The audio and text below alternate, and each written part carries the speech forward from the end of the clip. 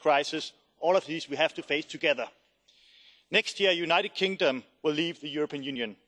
This, of course, will have a special impact on Ireland and the people of Ireland. And let me be absolutely clear.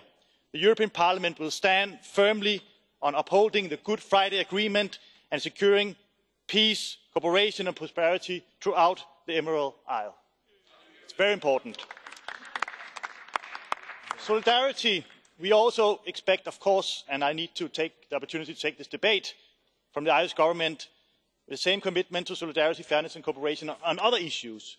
So when we build a single market in Europe, free flow of capital, goods, services and people, it's also important that we fight tax avoidance and avoidance, protect our tax bases, our welfare states, our people against the tax evasion we see. What we have seen in Europe, and I have to also give the example on Ireland, when Apple only pays €50 per €1 million they earn on their profits, it's a disgrace. It's not acceptable. We need to change that behaviour. We need to stop the never-ending race to the bottom on corporate taxation. We need to protect our welfare state. We need a common rule book in Europe on corporate taxation, and that's also why I ask you also, Prime Minister, to fight for the common consolidated corporate tax base, creating a tax system in the 21st century that is fair, that serves our state, that serves our citizens. And I also want to say we share a lot of challenges. We also need to build a Europe, as you said, that will protect the citizens of Europe, the workers. Good, decent work and good salaries are the basis of our societies. And therefore also the social Europe you mentioned is part of that agenda. And we need to see action in that field as well. We also need to see that when we do trade liberalisation, to trade agreements, we ensure that these trade agreements also are followed by our values, our rules on sustainable development, protecting the environment, protecting labour rights, protecting human rights, ensuring that big corporations pay their fair taxes. This is equally important. But building a Europe of the 21st century, we are, as you said, much stronger together than apart. That's true. And you said single market is not just for our citizens if we do not protect our citizens also against, for example, big corporations or people that take advantage of a single market to undermine our societies. It's very important. So, Mr. Prime Minister, I have to commend you for standing up for Europe, but I think we also need to talk about what type of fair Europe we can create for the future. So thank you so much for this, and I look forward to work with you and all others who want to change Europe for the better of the people. Thank you so much.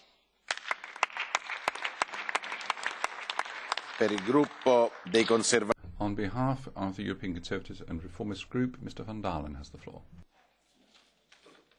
Voorzitter, dank u wel. Thank you, President. The future of Europe is the title of this debate. That's rather abstract. We're talking about the future of our citizens, aren't we? Now, of course, it's only logical that the Brexit is at the heart of this. A crisis is being responded to with the desire to press ahead with Europe. I think this will actually have the opposite effect on our citizens. It's true that the most recent Eurobarometer polls show that people are thinking more positively towards Europe, but let's not forget that in every referendum on Europe in recent years, it went wrong for the pro-European camp. Think of the Denmark on the Danish referendum on cooperation and justice, and the constitutional referendum in the Netherlands, or the one on Ukraine, and Brexit in the UK. I think what we need, President, is for our citizens to see something that actually works in the EU. We brought in the euro on the basis of the Stability and Growth Pact and the Growth criteria. Now we're all pouring through each other's budget proposals in detail as a guarantee for such a reform, which has been sorely lacking in France for years now. And then you you have a Eurozone budget and you want Euro bonds. Well, this will be another way of showing Dutch citizens that this is not for them and that there will be an even lower turnout at the elections. We have to stick to our agreements with one another. You're losing the citizens' trust in this way. What they want is real solidarity and real palpable help. Now, on behalf of the Alliance of Liberals and Democrats in Europe, Guy Verhofstadt. Taoiseach, I think that our European Union can learn a lot from Ireland, and when I'm saying that, I'm not talking about the weather forecasts, naturally. I'm talking about what I call the capacity, the Irish capacity to transform, to reinvent itself, as happened the last decades. And I think that's exactly what we need in Europe today, this capacity to transform ourselves and to reinvent ourselves, and not to destroy ourselves, as some of our colleagues want. 30 years ago, Ireland was a very different country. I think only 7% was born abroad. Today, that's more than 70%. I think that Ireland has become today one of the most diverse nations of the European Union, and the Irish economy has been successfully integrated migrants from over the world, from Poland, from Nigeria, and Ireland has become also the home country for a number of big companies, international IT giants, and Ireland is today, let me say that way, not longer a country of emigration. It has become a country, I should say, of destination, and also a country with a lot of pro-European, sometimes very critical, but always constructive, and that is absolutely key. So what I hope to see, Taoiseach, is in this debate in Ireland that can show the same European leadership as happened in the past. Let me remind that in 1985, 1986, it was Gareth Fitzgerald, your predecessor, who gave the final support to the Single European Act, and it was a crucial support because it was the first time that Ireland broke away from the British position and gave the possibility to push forward the European agenda. And it is this Single European Act, dear colleagues, that later resulted in the single market, and that is now seen and has been seen as the biggest European achievement. Even Margaret Thatcher found it the biggest European achievement of European politics. And the same happened in 2004 and 2007. After the enlargement of the European Union, it was Ireland who championed, in fact, the freedom of movement of all people in the European Union, also of the Polish plumber, also of the Romanian doctor. And so what I hope, Taoiseach, is that Ireland continues to have such a commitment to reform the European Union now. Your voice is critical in this debate. And I see four things to do. The first is the new governance for the Eurozone. The second is the European Defence Union. The third is the new European asylum and migration policy. We get to get rid of Dublin.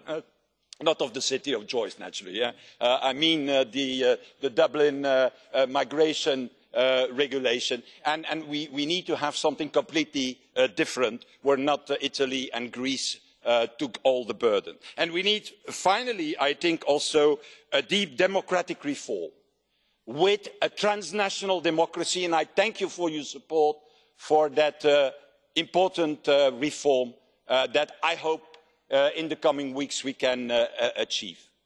And lastly, and the President of the Commission is right, we need a budget that goes in parallel with this. It's impossible to say to the citizens, look citizens, you're right, we need more this, we need more that, we need more European action, but at the same time not to give the necessary instruments and the necessary budget.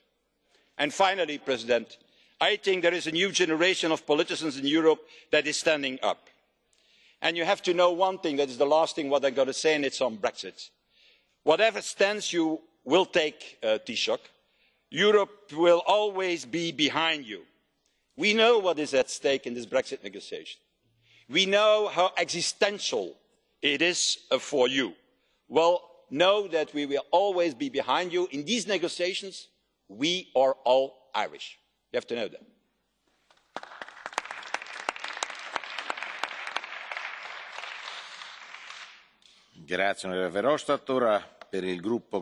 Thank you. Now for the Federal Group of the European United Left, Nordic Green Left, the floor is for Mrs. Zimmer. Taoiseach, you're very welcome to our debate here in the European Parliament. At the very latest, since Brexit, we are looking at the impact that this will have for people not just in the United Kingdom but also on the island of Ireland and throughout the European Union. There can be no backsliding to a hard border within the European Union. We will stand firm against such a trend. My group will do its utmost to ensure that the Good Friday Agreement in all its parts is protected. I believe that we need to ensure solidarity in Europe. Now, we do need to look beyond Brexit and negotiations on Brexit. We need to look at the European Union as it stands, its treaties, institutions, and the question arises as to whether it's suitable to offer hope to people on solidarity and the fight against climate change. Can we deliver on those hopes? In my group, we have huge doubts as to whether things can work in the current state of affairs. We know how many challenges face the European Union, and let me say here that it is important that we look at inequalities between member states and fight against such inequality between different groups within our population. We need to root out inequality and extreme poverty. We need to ensure governance within the European Union. I get the impression that in some key areas where key decisions are required, the European Union is not in a position to take action when it comes to migration, social inequality and the fight against tax havens. And there is also a legitimacy crisis within the European Union. You said that we need to put the focus back on European citizens. Yes, but then we need the right tools, the appropriate instruments and rights for citizens. They should be at the heart and focus of all our discussions on the future of the European Union. They need to help shape the European Union. It cannot be changed from top down. We need a root and branch reform and we need to consider treaty amendments, and I would call on you to offer appropriate support to that end.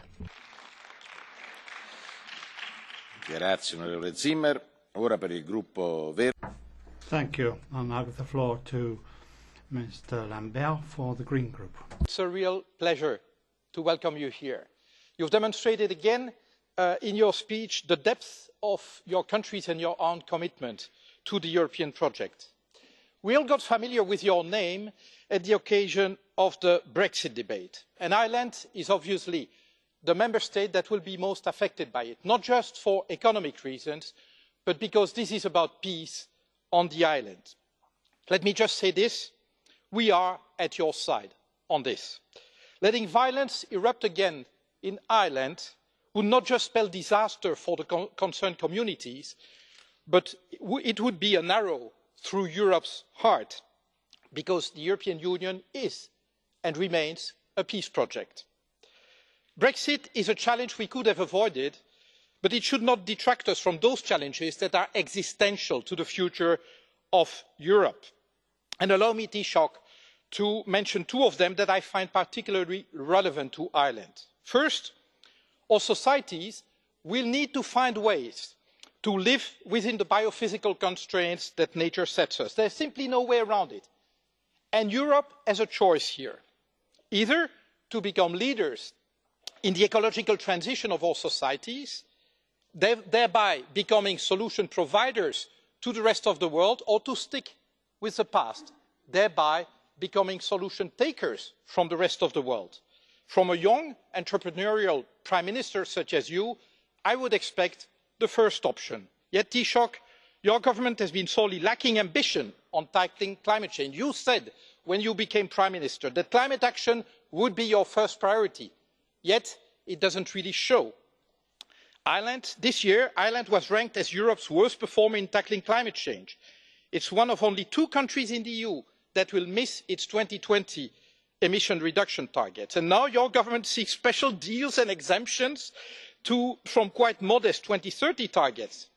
On a similar line, Prime Minister, your government opposes the waste reduction bill proposed by the Irish Greens, which aims just at bringing your country on a par with the best practices across Europe on the way to a more circular economy. Come on, Taoiseach, with its abundant resources of renewable energy, Ireland has the potential to be a pioneer in the green transformation. Your country's and Europe's prosperity depend on it. You will hardly be surprised by the second topic that I want to raise, which is, of course, taxation. If we want our single market and single currency to thrive and to deliver benefits to all and not just the richest, we need to stop this race to the bottom on taxation and on social protection.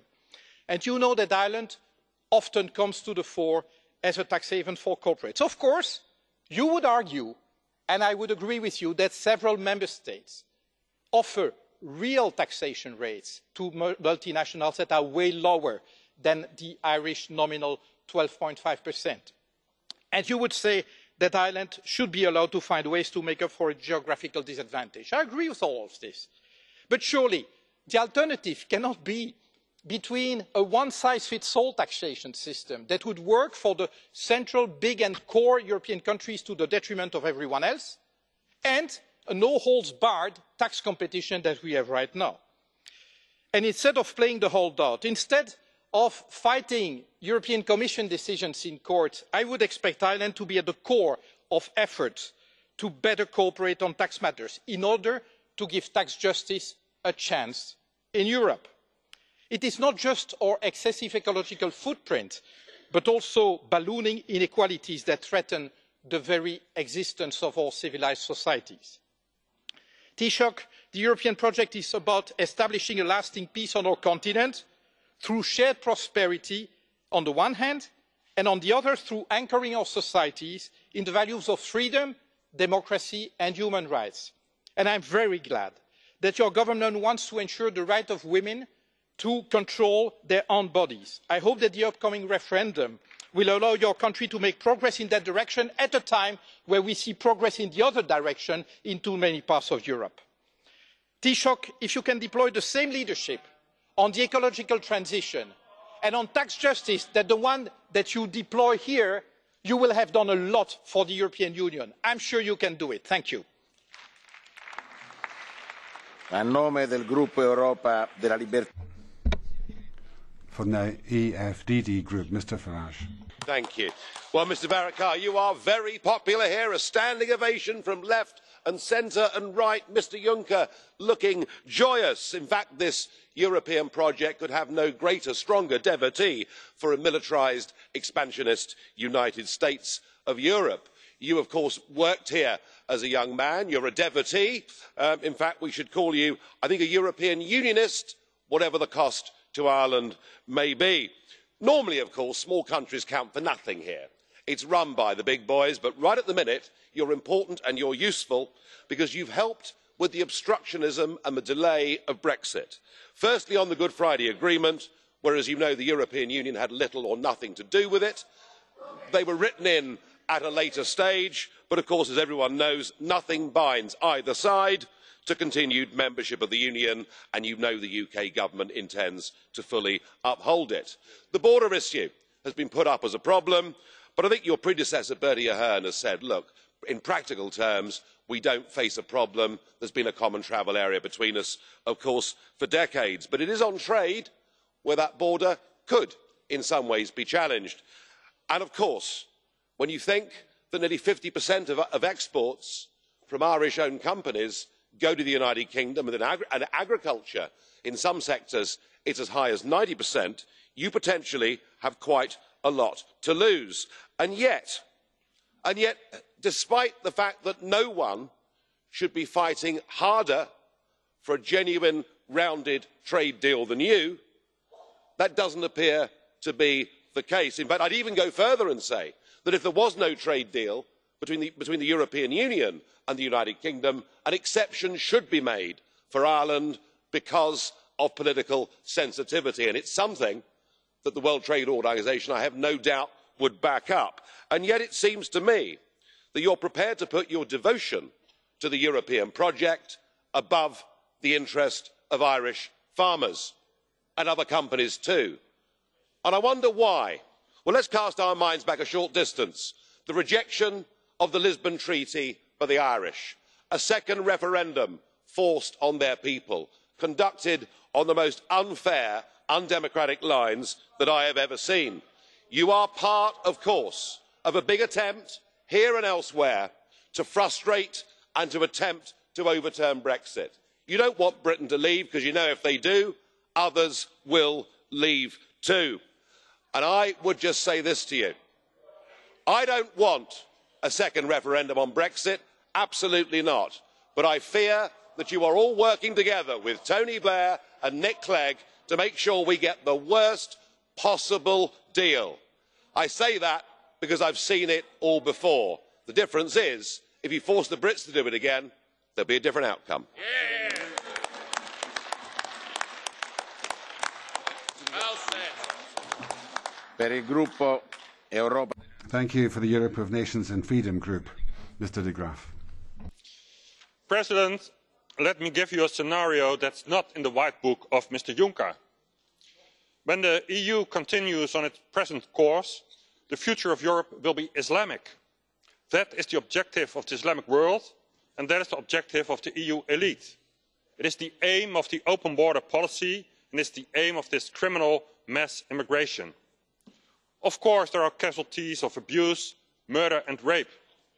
That's the price to pay for the extermination of national identities. That is deliberate EU policy.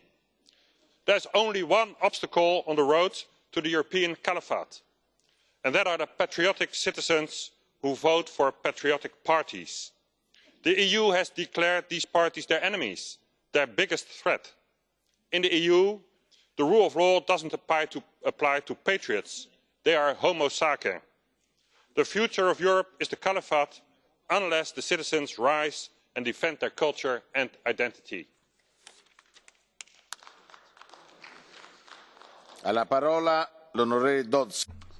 Next, Ms. Dodds, non-attached. Mr. President, Taoiseach, thank you for your vision of the future of Europe. Obviously, it is a future with the United Kingdom outside of these institutions, but an important partner in trade, security, research and many other areas. As in the relationship between Northern Ireland and the Republic of Ireland, that future should be characterised by close links, shared values and cooperation. The outcome of Brexit on the ties between our two countries will serve as a wider test of the credentials of any deal reached between the United Kingdom and the European Union. You have rightly stressed that there should be no hard border between Northern Ireland and the Republic of Ireland. We agree. But Mr Varadkar, I hope you recognise that it is not in the Irish Republic's interest to see Northern Ireland suffer. That would be the case if barriers were erected within the United Kingdom internal market, disrupting almost 60% of local sales that go to Great Britain. The union that matters most to Northern Ireland, both constitutionally and economically, is within the United Kingdom. In focusing on the border, Mr Varadkar, you must not forget the pre-existing relationships, east and west, that are of vital importance to both of our countries. 2018 will be a pivotal year for relationships between the European Union and the United Kingdom, between Northern Ireland and the Republic of Ireland. I hope that we can continue to build that positive future which is vital for peace, security and economic prosperity.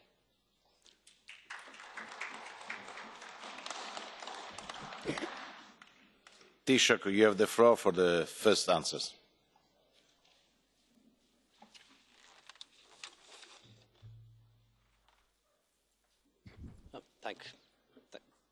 Thank you very much.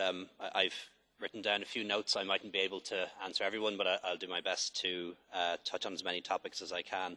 And first of all, just want to particularly thank almost all the speakers here today for their ongoing support and solidarity with Ireland. That's very much recognised, and we're very grateful for that. I think Mrs Zimmer spoke about the need to reduce inequality among member states, and I think that's something that I can very much sign up to as well. It's a long time since enlargement, and there is still a huge gap in prosperity between Western Europe on the one hand and the countries of Central and Eastern Europe on the other. And I think that's why it's so important that the next MFF, the next European budget, contains in it adequate funding to continue to improve the infrastructure in Central and Eastern Europe and also to support the common agricultural policy. And I think it's why it's so important as well, as I mentioned in my speech earlier, that we put forward a realistic pathway to European membership for the Western Balkans. I think the best way we can stabilise that part of Europe is to give them a pathway towards joining the European Union, those countries that used to be part of Yugoslavia and Albania as well. I think on tax, which I know is an issue of contention between many people in this chamber and Ireland, the view that we take as a government, and I think it's shared by a lot of governments in fact, is that national taxes should fund national budgets, and that is therefore a national competence and a matter of national sovereignty. We do have European taxes at the moment that fund European budget, or at least in part fund the European budget. We have that with customs, we have that with an element of VAT, and that's something that I'm not opposed to at all. And if you look at the model that exists in the United States, which is a federation after all, there is a lot of tax competition between member states. There are federal income taxes and there are state income taxes. There are different sales taxes in different member states. So if the United States, the most successful economy in the world, can have tax competition among member states, why can't we have the same? And as I said, we have a number of federal taxes already, or European taxes already, that fund the EU budget, and that's something that I think works quite well. In terms of the Apple case, I think it's important not to forget that it is a state aid case. Technically, it's not a tax case; it's a state aid case, and the contention is that Ireland had a special deal with one particular company, and quite frankly, we didn't, and that is why that case is being appealed both by Apple and by the Irish government. And ultimately, the European courts and the European Court of Justice will make a judgment on that, and whatever that judgment is, our government will accept. We're establishing an escrow account. We will collect the money in Q2 of this year, or at least start collecting it in Q2 of this year, and the money will be held in the escrow account until that decision is made by the European Court of Justice. But it is our contention and it is our belief that we did not have a special arrangement with that company, and we can't say that we did when we know that we didn't. But ultimately that's going to be a matter for those courts to decide. But what I do want to say is that Ireland is not a tax haven. We don't want to be a tax haven, and we certainly don't want to be seen or perceived as a tax haven. And we have no interest, in fact, in a race to the bottom. Our low corporation tax rate, 12.5%, it's been around for 20 or 30 years now. We haven't increased it, we haven't reduced it, we've just kept it exactly as it is now. And Ireland won't win a race to the bottom. It's already the case that a number of countries have a lower tax rate for corporations than we do. Hungary and Bulgaria, just to give two examples. So if this is a race to the bottom, it's not one that Ireland is going to win. And then, as was mentioned by other speakers, countries like France, just to use one example, have a high corporation profit tax on paper, but have so many exemptions and so many different ways not to pay your tax that, according to the OECD, their effective tax rate is actually lower than ours. So if it's a race to the bottom, it's not one that Ireland is going to win, and therefore not one that we want to participate on. The future of our economy and the future of our prosperity is going to be much more about human capital and attracting talent and people than attracting companies based on corporate tax rate. And we've already made a number of big changes to our tax policy. We've abolished the double Irish, got rid of stateless corporations. We've started taxing intellectual property again just this year. And we'll continue to make steps in those directions and close loopholes. But we want other countries to do that as well, quite frankly. And there's a bit of hypocrisy about that when you look at the amount of money that we actually collect in terms of corporate taxes versus other countries who collect so much less. but yet on paper have a higher tax rate, and I think that needs to be challenged. And it's also very much my strong contention that the progress that we make on this should be done on an international level through the OECD process. And I say that for a very obvious reason, that Europeans shouldn't do something unilaterally that only causes other countries that are not part of the European Union to gain an advantage over us, whether it's the United States, whether it's Japan, or whether it's the United Kingdom, which of course is going to leave. And we need to bear that in mind in anything that we do. On climate change, Ireland is somewhat unusual to other countries in that a huge amount of our greenhouse gas emissions come from agriculture, and that's because we've never really had heavy industry. We never had those big heavy industries that other countries have decommissioned and shut down and achieved their targets in that way. That's not something we can do. But as far as I'm concerned, we are a laggard. I'm not proud of Ireland's performance on climate change. We need to do a lot more. And one of the things my government will do in the next few months is publish our 10-year investment plan, our capital investment plan for Ireland over the next 10 years. And central to that will be the kind of things that we want to do around climate change to make sure we meet those targets in 2030. And that includes things in transport like electrifying our railways. We only have one small part of our railway that's electrified. It's about transitioning our public transport and our bus fleet to low emissions. It's about electric cars in particular, where we put in some incentives, but they haven't got the results that we've liked. And there's lots of things that we intend to do so that we can meet those targets. And it's something that I'm very committed to, and certainly my generation of politicians is very committed to. It makes sense. It's not just the right thing to do, it makes sense economically, I think, in the longer term as well. In terms of the contribution of Mrs Dodds, which I very much welcome. Certainly, I have no wish to see any borders between Northern Ireland and Ireland, and I also have no wish to see any new borders or barriers between Britain and Ireland, or between Northern Ireland and Britain. That's why I didn't want Brexit, because I don't want any borders.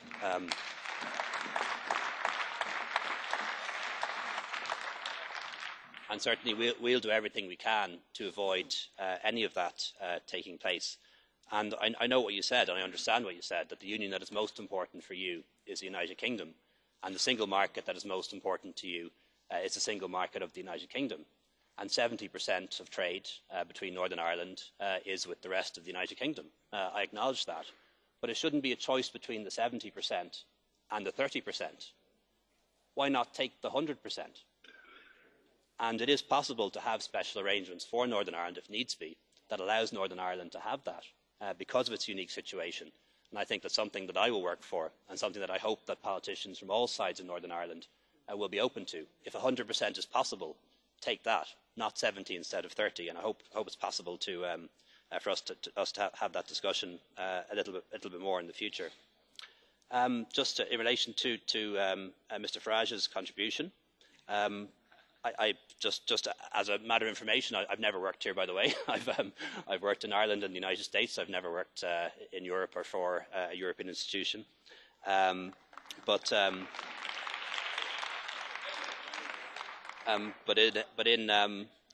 in relation to small countries, I really have to disagree, because I experienced that in a very, very personal way, not just in relation to the support that we've received on Brexit from the European institutions, but also when, for the first time, I attended a European Council meeting, the meeting of the Prime Ministers and Presidents of Europe.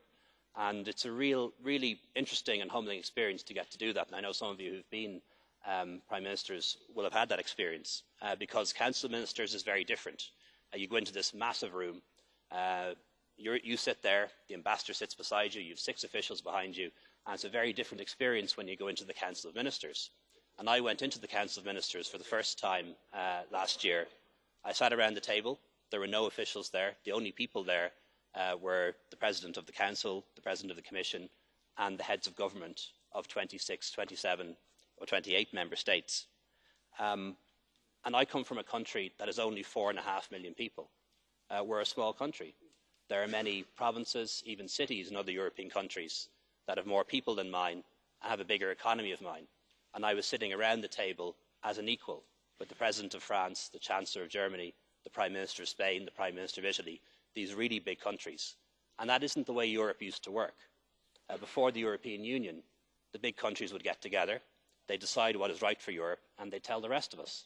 That doesn't happen anymore because of the European Council. And because of these European institutions. And I'm not so naive as to think that a country like Ireland, with 4.5 million people, can ever have the power or importance of a country like Germany with 80 million and its massive economy.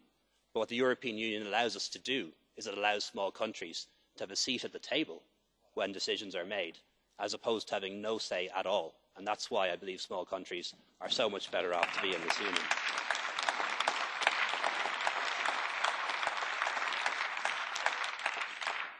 But finally, just in relation to Britain, and I want to say that Britain is a country that I care a lot about. Irish people are very close to British people in so many ways, even though sometimes we don't like to admit that. In so many ways, we have a shared culture and a shared history. And that's very much the experience of my family as well. My parents met and fell in love and got married in England. She's an Irish nurse, he's a doctor from India.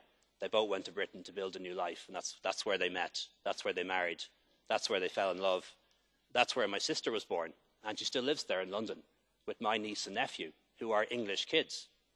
They point up at the Union Jack and they say, "Leo, that's our flag." And that's how close Irish people, in many ways, are to British people. We're connected by blood in so many different ways. And that's why I really regret the decision that has been made on Brexit, because so much will be lost. Young people will lose the right to live, work and study anywhere in the European Union, losing those rights as European citizens. My niece and nephew won't, because they're entitled to Irish passports, but the other kids in their class will, and I think that's a real shame. British businesses could lose their access.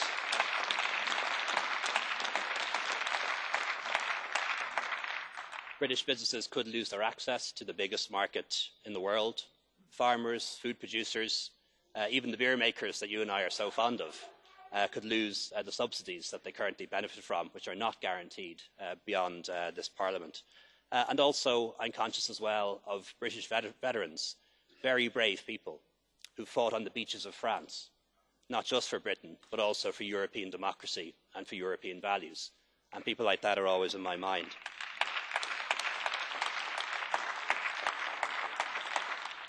So notwithstanding the decision to leave, and I respect that decision, I will absolutely fight hard to ensure that we can have as close as possible partnership and as close a possible relationship between the UK and the EU.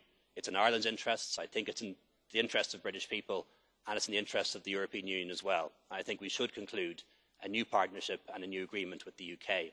But fundamentally, what we have to move away from is any idea that any country can have a relationship that involves taking all the benefits and none of the responsibilities and obligations. And that's the fundamental thing that we need to insist on.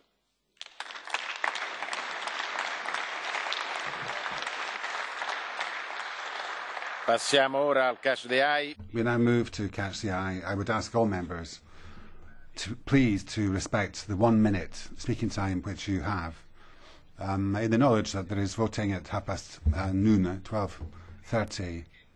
First is Mr. Kelly.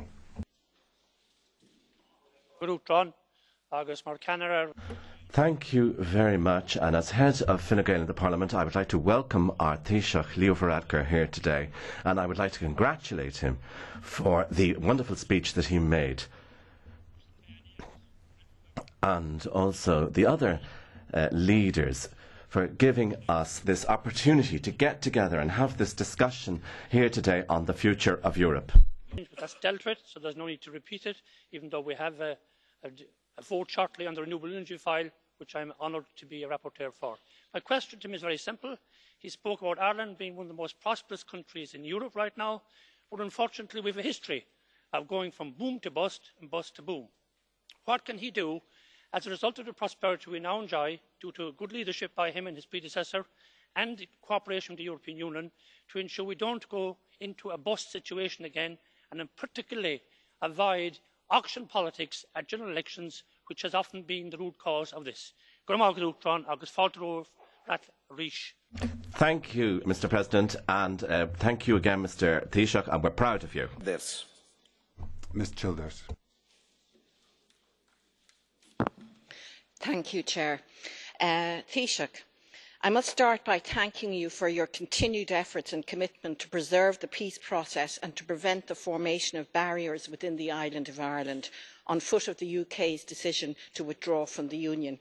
However, I do not share your ideology in other ways, so I must also follow that with a plea to you as Taoiseach of Ireland and as a member of the European political force whose worldview and power has most considerably shaped both the emergence of the financial and economic crisis a decade ago and the measures taken in response to it since. That plea is that you work to mend the frayed social contract that can bind together our communities at national and European level.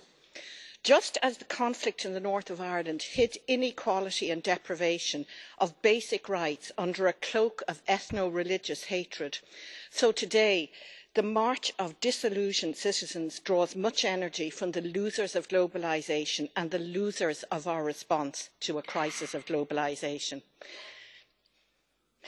We saved finance and strived for a return to the status quo ante in a transfer of wealth without precedent, and I agree with MEP Kofod's view of our corporate taxation regime. Fair taxation, even a modicum of taxation in some cases, might just help us to do what I've already suggested and, who knows, make the case for the retrospective bank recapitalisation that we never saw. Thank you. That was almost twice the speaking time you had. That's taken off your colleagues, I'm afraid. Mr. Marias. Thank you very much, President. The future of the European Union is closely bound up with the need for thoroughgoing changes in the Eurozone. We must see an end to the draconian stability system. And we need the European system of central banks must be further decentralised rather than centralised in the European Central Bank. We have to have economic and monetary authority so that the national central banks can have a policy which is driven by local circumstances in individual member states. And this is very important. Structural changes must be accompanied by transparency and accountability for the European Central Bank, with a beefing up of the powers and prerogatives of the European Parliament and national parliaments. And we need to see an increase in the budget of the European Union. Thank you very much. Harkin. Ms. Harkin. Morning, Taoiseach, and welcome. And I see you brought the snow with you.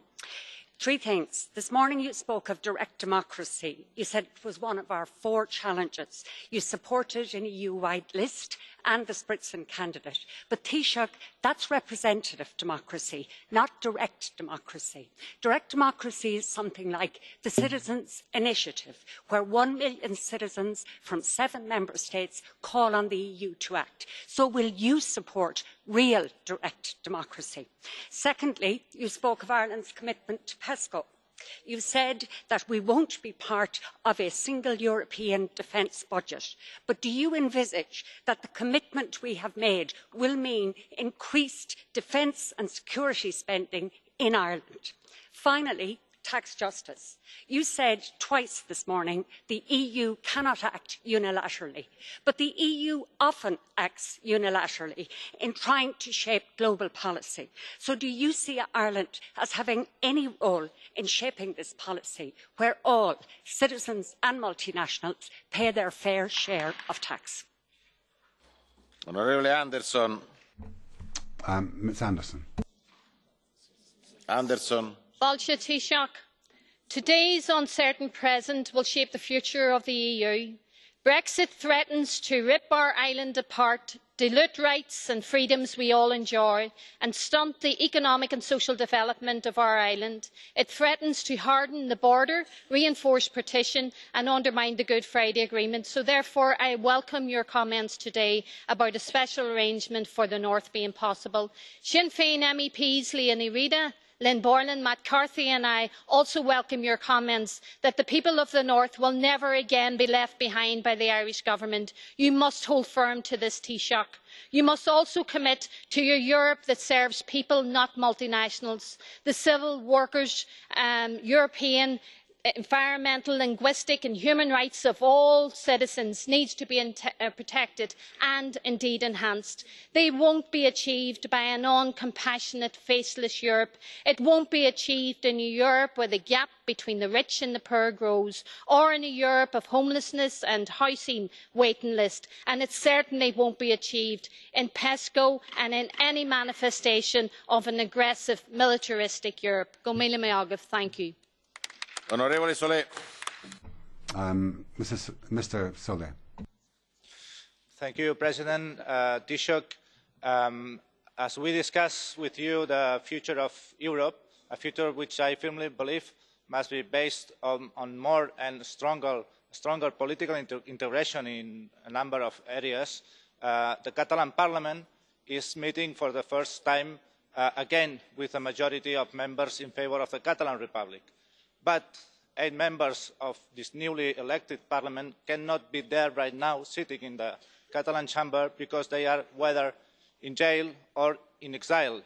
So the question is, do you envisage a European Union where honest politicians can be sent into exile or must be forced into jail because they fulfilled a democratic mandate? Do you envisage a European Union where, again, peaceful people are beaten by police forces just because they want to vote, they want to exercise a basic right? Do you envisage a European Union that looks the other way when it comes to democracy and basic rights within its borders? Thank you. Mr. Gyurk, please.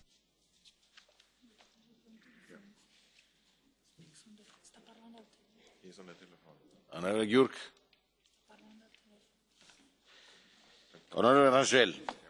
Mr. Rangel. Mr. Prime Minister, thank you very much for such an inspiring and positive contribution.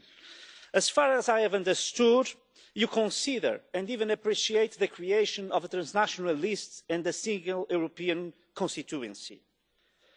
As a true federalist and European, it is apparently a romantic and a generous idea, but it threatens a very delicate compromise among European member states.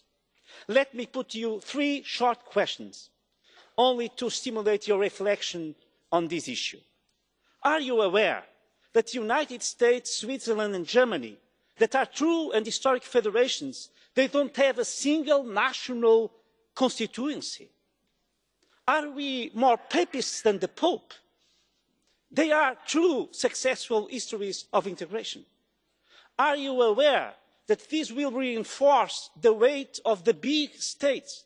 Because it's natural that in the first places of each list there will be nationals from the bigger states. And this will jeopardise the position of Ireland and Portugal.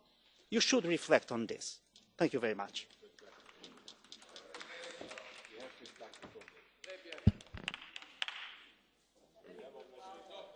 No, you won't. Honorable Bresso. Mrs. Bresso. Thank you, President. Might I begin, Taoiseach, by thanking you for your intervention today and to reply to what Mr. Rangel said. It's not going to be transnational lists in Europe. The important thing is to respect the difference between big, small and medium countries. And I would thank you for your speech this morning. We're here to have a discussion and a debate in the Chamber. Thank you for your address. And I'd like to repeat matters which have been raised with you: greater democratic, more democracy in the European Union and the institutions, more equivalence between the Parliament and the Council, Parliament becoming a real European Senate with majority voting to get real, clear transparency at the European level. If we look at the future evolution of Europe, it must guarantee understandability, readability, greater transparency, more democracy in the system. And I believe that the institutional aspects are every bit as important as the economic dimension, which others have alluded to. Thank you very much.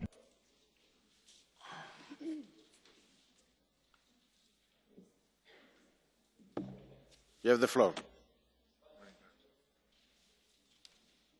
Thank you very much indeed, President. Taoiseach, you are very welcome here in the European Parliament today. Your visit is rather timely, given that we have just reached agreement in phase 1 of the Brexit negotiations, and I welcome the fact that you were able to reach agreement on that phase 1 and can proceed to talking about the future relationship within the European Union. I do not want to return to the borders of the past or the divisions of the past, and Mr Lamberts, please do not speak about Northern Ireland ever returning to violence in my presence again, because we are not. I listened to your comments to Mrs Dodds. I was very concerned about Brexit because of those very reasons, and I certainly hope that we can move forward east west and north south and equally, and if we can achieve that 100% you speak about, Mr Taoiseach, then I will welcome that. Can I say on a final point, and I hope you'll agree with me, the key to this agreement and to move things forward in Northern Ireland and get Northern Ireland Executive back up and running again at Stormont, that, sir, is the key to the future of Northern Ireland and the future of our relationships within Brexit. Thank you. Honourable Flanagan. Mr Flanagan. Taoiseach, in 2013 you said not another cent for the banks. Last year on your watch our central bank destroyed 4 billion. In the last years 9.5 billion, at a time when Ireland is suffering unprecedented crisis in housing and in health. This ongoing destruction of billions is the prom note legacy, a direct result of the full bailout of an insolvent Anglo-Irish bank. That bailout at a time of crisis in the EU, a time when Ireland was left isolated in the front line by its so-called friends. So tell me, what do you think happens if there's another crisis in the EU? A crisis, let's say, on the eastern borders. In the banking crisis, the EU institutions thought nothing about bending and breaking the rules. Today you say that PESCO doesn't impact on our neutrality. In the past you said what you said on the banks, but you betrayed us. You will attempt to betray us on our neutrality, but you will not succeed. You will not get away with it. Taoiseach, the future of Europe as currently envisioned is a full federal United States. That is not what we envisioned or looked at when we joined what was a community. You do not have a mandate what you asked for. Listen to the people. Honourable Philippot. Monsieur Philippot. Thank you, Prime Minister. Colleagues, the future of Europe is an essential debate, and we can see that the peoples do not envisage that like the self-proclaimed elites and the European institutions, the machin, the big machine, as General de Gaulle might have said. People say more Europe in religious tones, with its credos and its tenets and its blasphemies and its senior clerics. But that's the last thing citizens want. What they want is democracy first and foremost. Democracy, by definition, is based on the sovereignty of peoples. And you do not create a people by artificially bringing people together under the ferule of nosy, snoopy bureaucracy. The internal market is organised around dog-eat-dog competition for the benefit of some big groups and lobbies which are hostile to democracy. You know this in Ireland, as well as anybody else. Living in a free country is priceless. It's a treasure to cherish. You have had your differences with the UK, as have we. But we know that Brexit is the way for the future, for more prosperity, and particularly for the liberty and sovereignty of our peoples. Thank you. Le Breton, vous avez la parole. Monsieur Le Breton.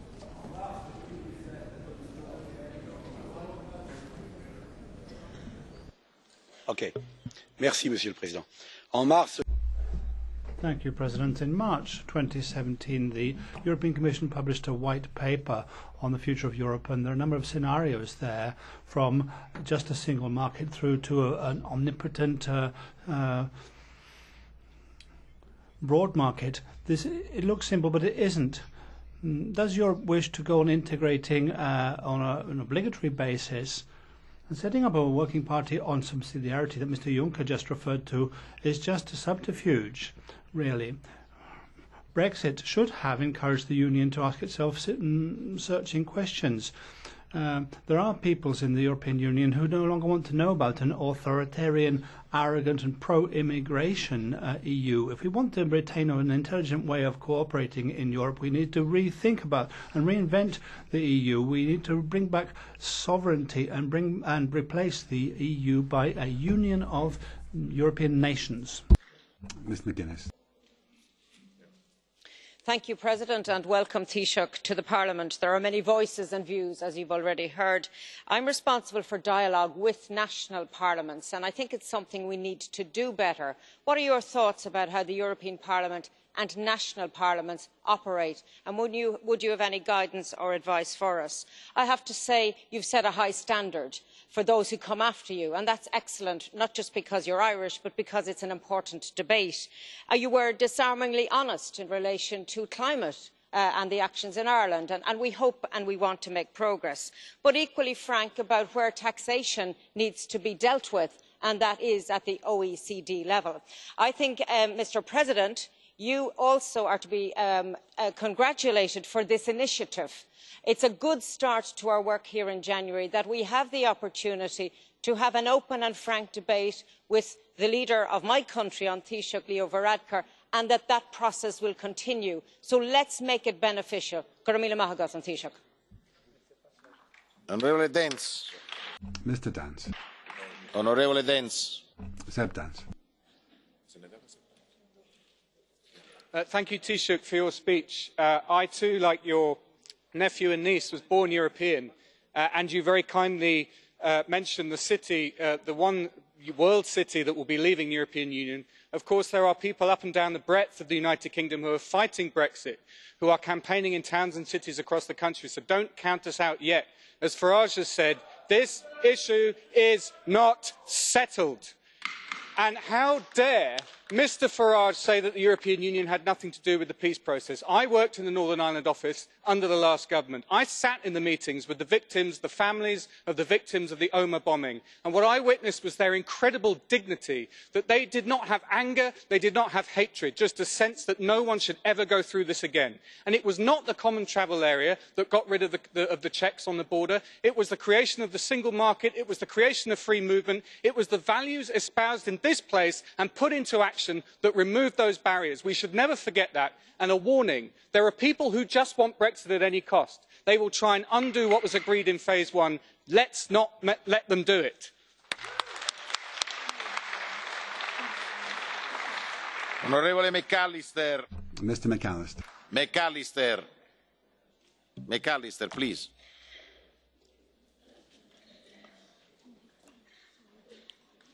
Okay, Mr. Peterle. Mr. Peterle. Peterle. Here. Yes. Mr. Taoiseach, more than 1,000 years ago, Irish monks reached Slovenians and other peoples in Central Europe. Today, you are the first Prime Minister to speak about the future of Europe in the European Parliament. My congratulations to your and Ireland's strong European spirit. You used three keywords, in my opinion: heart, soul and citizens. We can do progress only if the European project is supported by European citizens in all Member States. Mr. Prime Minister, we can agree on many concrete projects, but first of all, we need a strong and uniting European narrative. What could, in your opinion, inspire and motivate European citizens for more Europe? My remark to Brexit: I don't believe in this expensive and hazardous exercise. British citizens decided on the first referendum without knowing consequences. They have a right to know the consequences and to have the chance to decide on the second referendum when they are acquainted with the consequences. Thank you very much. Honourable Ana Gomes. Ana Gomes. thank you for your enlightened words for Europe. As a child of a migrant, what do you tell citizens and European leaders about the rejuvenation, regeneration that migrants actually bring to Europe? How do you press with the EU Council the importance of full social integration for migrants and for refugees and their children?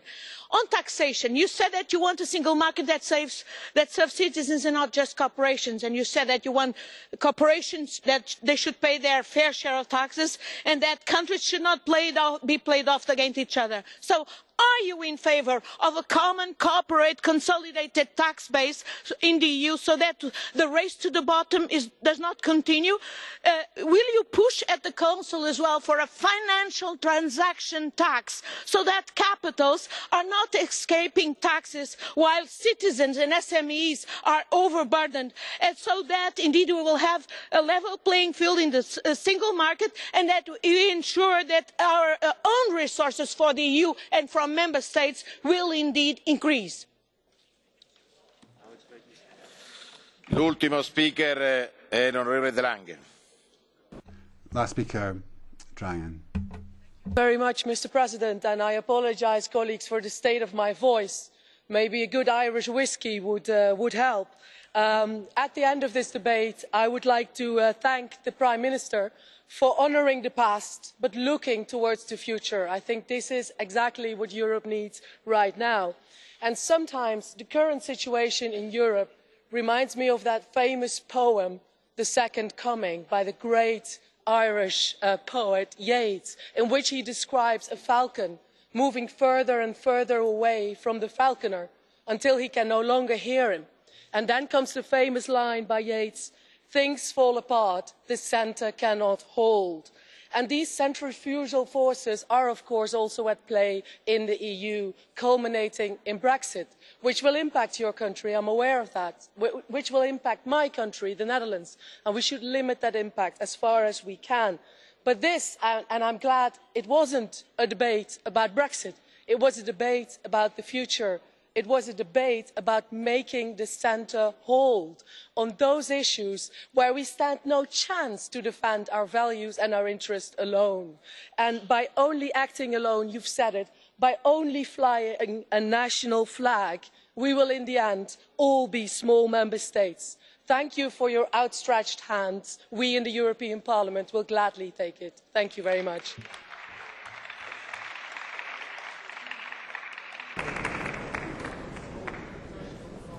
Taoiseach, you have the floor for... Taoiseach, you have the floor for the conclusion.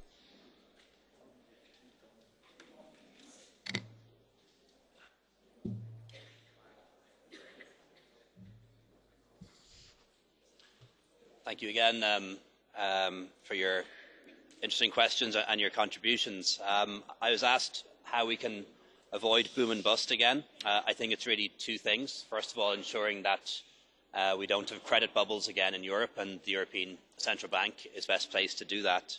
And it's also around fiscal policy, balancing the books. For the first year in 10 years, Ireland will not have a budget deficit this year. It's reducing our debt so that we can ensure that we have the capacity to borrow again in future if we need to. And it's also setting up a rainy day fund, which we have set up, to put some of our budget surplus into to prepare for a future downturn, which inevitably happens at some point.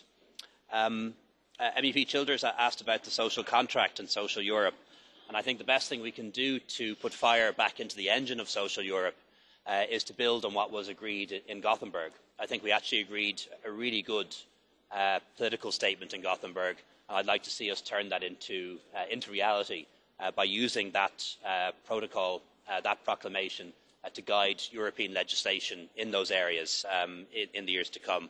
And delightfully we're joined by Commissioner Thyssen as well for this particular part of the discussion. I actually, to MEP Harkins, I have to say I like the idea of a citizens' initiative. I think it's a good idea. It would be a good example of direct democracy, but we would have to also have safeguards because 1 million people is a lot, but in a European Union of 500 million, it's also a small minority. So we'd have to make sure that any citizens' initiative was not a loud minority, but actually reflective of a majority view, and that's what representatives best do. To be very frank, it is our intention to increase defence spending. We're not going to increase defence spending to anything like the level that you see in other European countries, but we intend to do it for two reasons. First of all, because a lot of the members of our defence forces, our Air Corps, our soldiers, people in our Navy are quite poorly paid, and we're now restoring and increasing their pay, and of course that involves an increase in defence spending. And we also need to replace a lot of our out-of-date equipment, our fishery protection vessels, some of our helicopters. So yes, there will be an increase in defence spending, but it's something we would have been doing anyway, even if we were not in PESCO. On Catalonia, and one of my favourite parts of the world, Barcelona is one of my favourite cities, I think the only solution is dialogue, and I hope that the central government in Madrid will engage in dialogue with the new government in Catalonia. Mr Rangel asked me to reflect on a few things in relation to a single European constituency, and I think he does make some good points. That the United States, which is a federation, doesn't have a single constituency for anything. They elect their president, for example, through an electoral college.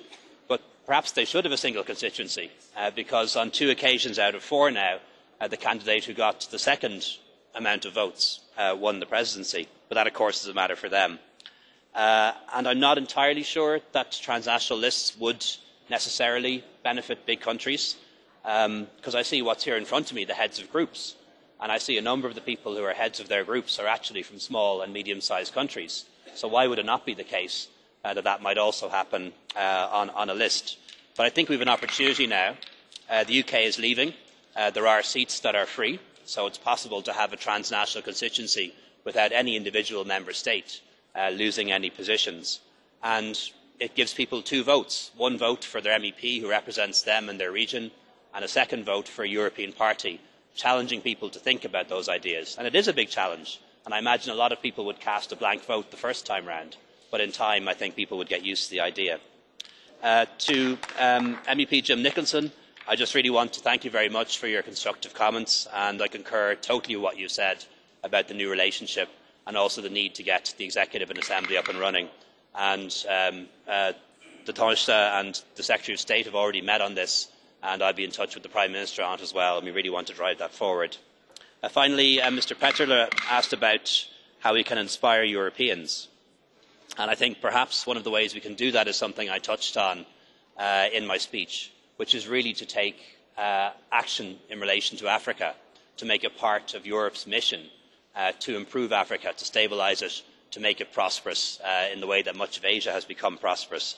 And that's a way in which I think we can turn a thought into a feeling and really give people in Europe a positive feeling about what Europe can do. So thank you very much again for your contributions.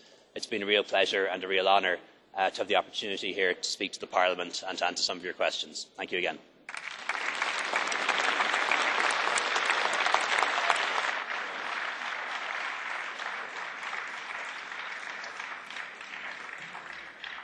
Taoiseach, thank you very much for your participation. Thank you very much for your cooperation with the European Parliament. We will work together for a better Europe. Thank you very much.